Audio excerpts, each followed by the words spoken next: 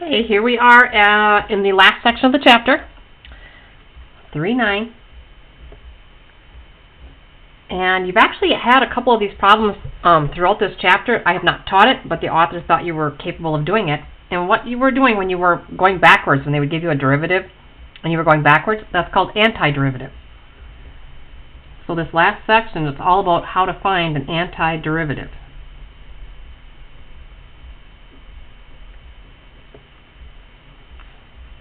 So an antiderivative is the function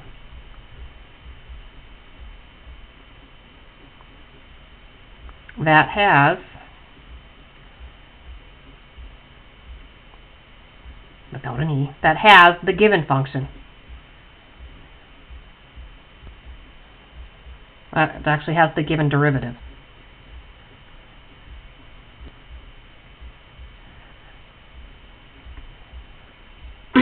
Okay, so we're just going to jump right into examples.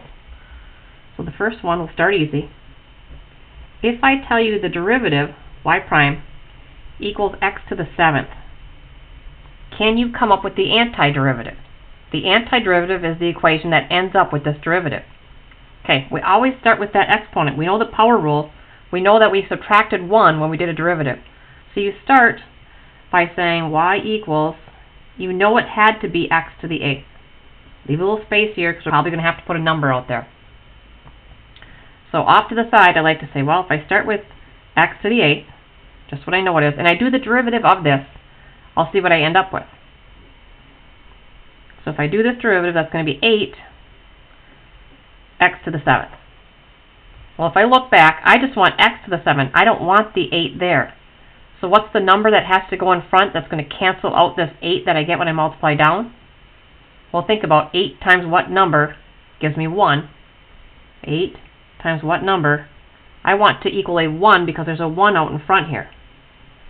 Well, it's going to be 1/8. So I should have a 1/8 out in front of my x to the 8th.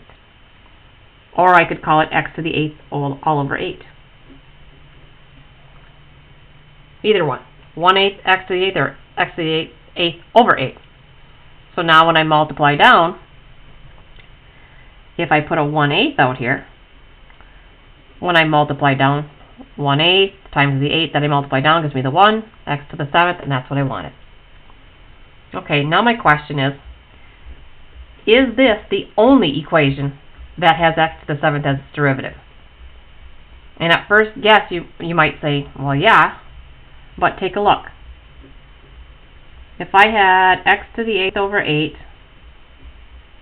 plus 10, would that equation have the same derivative? Well, you know, this is going to come out x to the 7th. What's the derivative of 10? 0. So there's another equation that has that same derivative. What about x to the 8th over 8 minus 2.35? Oh, yeah, that goes to 0 too. How many equations have that derivative? We could be here all day. So what we do to accommodate the fact that there could be a constant here, we don't know what it is, when we do antiderivative, we say it's y equals the part we came up with, x to the 8th over 8 plus some constant value of c that I don't know. It might be a 0. It could be any other number. So there is the true general equation for the antiderivative.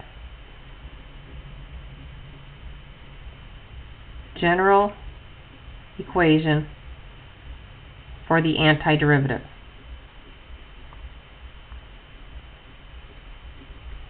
In a few examples, we're going to be doing a particular equation, finding out what the c is, but we don't have enough information at this point to figure out what c is. And you'll see in a little bit how we can figure that out.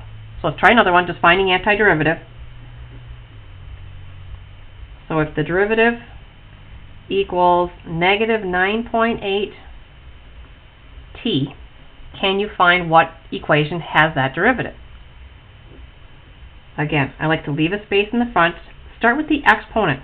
That's the only thing you know for sure, is that the t had to be to the 2nd power, because that's t to the 1st right now. Add 1 to it. So now off to the side, over to the side, I'd like to do the derivative of this. If y equals t squared, my derivative would be 2t to the first. Well, I don't want 2t to the first. I want negative 9.8t to the first. So then I got to ask myself, well, 2 times what number that I put here is going to give me this answer of negative 9.8. So it's just a simple divide by 2. And would have to equal a negative 4.9. Now I know it has to go here. So if I check, 2 times negative 4.9, it's going to give me the negative 9.8 t to the first. And don't forget all of those other equations that I could have if I had a plus some constant value here that goes to 0, has that derivative. So don't forget the plus c's when you're doing antiderivative. Let's try a trig one. Let's start easy. F prime of x equals sine x. As easy as it gets. So you ask yourself, what function has sine as its derivative? Well, if you need to look on your blue sheet, well, you know cosine's derivative is negative sine. So let me just start with cosine. I may still have to put a number in front here. So off to the side, check the derivative. Let's see. So the derivative of cosine is a negative sine x.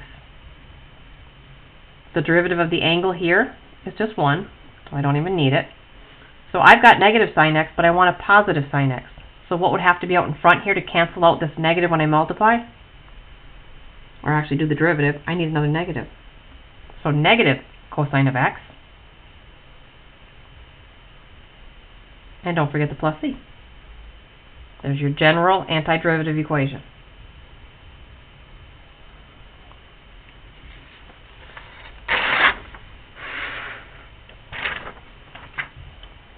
Or let's go with the derivative of g is the cosine of 7x. We're going to find out what g started out as. So the antiderivative equation, so you got to ask yourself, what function has cosine as its derivative? Well, you know it had to start out as a sine. Leave a space in the front. So at that's as far as you go, and then the rest of it's kind of a guess and check, not really guess and check, but you check the derivative. So I'm starting with sine of 7x. I'm going to do derivative. So the derivative of a trig function is the trig function, and then the derivative of the angle. So sine's derivative is cosine. Keep the angle the same, but then I have to remember I'm going to be multiplying by the derivative of the angle is a 7. So if I was to leave this as my derivative, my antiderivative would be 7 cosine 7x. Well, I don't want a 7 cosine 7x. I want a 1 to end up there. So I need to have a multiplier out in front that will cancel out this 7 and bring it to a 1. Well, that's easy enough. That's 1/7. And then a plus c. So if I had my 1/7 here, that 1/7 would carry along. 1/7 times the 7 goes away, and I get the 1 that I want.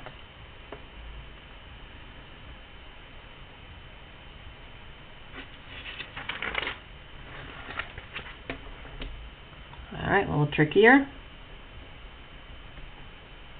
Let's go. Y prime equals the quantity 3x plus 6 to the 6th. So I see the derivative has an inside and an outside, so I know power rule happened. So start with the exponent. I know that this inside, leave a space, started out to the 7th power. I know it had to be 1 more than that, so if I check right now,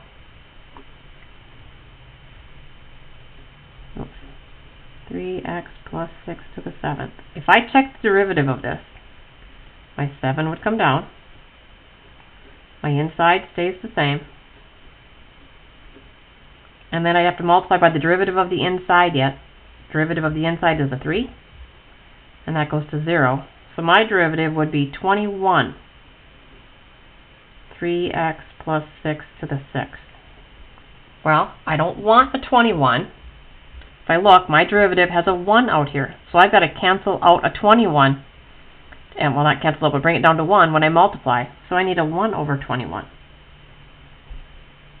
So if I had that 1 over 21 here, when I multiply down by the 7, that would give me the 1 out in front. Oh, did that work? Yeah. Yeah. And then don't forget, plus c.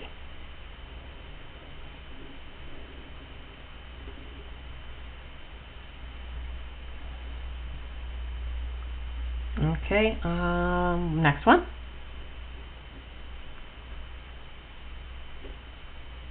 If the derivative is x squared minus 8x plus 2, what was the original function? Well, this one, there's no inside, there's no parentheses, there's no trig functions, it's just each term. So we do each term separately. So pretend these aren't here. This term, you know, reverse the power rule. You know it started out 1 higher than that, so leave a space, but it's got to have an x cubed in it. Okay? And if I just work on this, the derivative here, if I do it underneath, would be 3x squared. Well, I don't want 3x squared, I want a 1. So what has to be in front here? Is a 1/3. Now we move on to the middle term. Okay, the exponent on the x is a 1, so you know it had to start out with an x squared. If I check the derivative of x squared is 2x to the first. Well, I want 8x to the first, so what had to be out in front here was a 4. That gives me my 8x. Okay, I've got a constant left of 2. That means, if you think about it, this was x to the 0, because anything to the 0 power is 1. So when I reverse my power rule, I had x to the first. The derivative of 2x goes to 2. And there it is. And don't forget, there could have been a constant on the end, whose derivative goes to 0, and that would give that derivative up there. So these are my derivatives under here. They're not a part of the answer. That's just how I check to see what the front number has to be. Alright, now we're going to switch gears a little bit. We want to find the particular equation.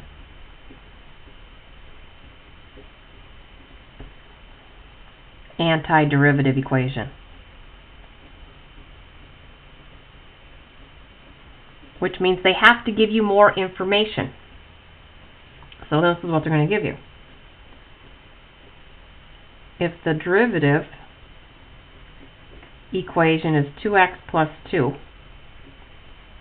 and we know that the point 1, 5 is on f of x. It's on the original function, a point. That's going to let me figure out the c value. So, the first part we got to do is find the general equation. So we reverse the power rule. So again, think of this as x to the first. So you know it had to be an x squared. If I check the derivative here, it would be 2 comes down, it would be 2x. Well, and that's exactly what I had there, so I don't want a number in front. 1 is fine. Then what has a derivative of 2? That would be 2x. If that's x to the first, that comes down, gives you the 2, that goes away. And then I'd have my plus some c value. Okay, that's my general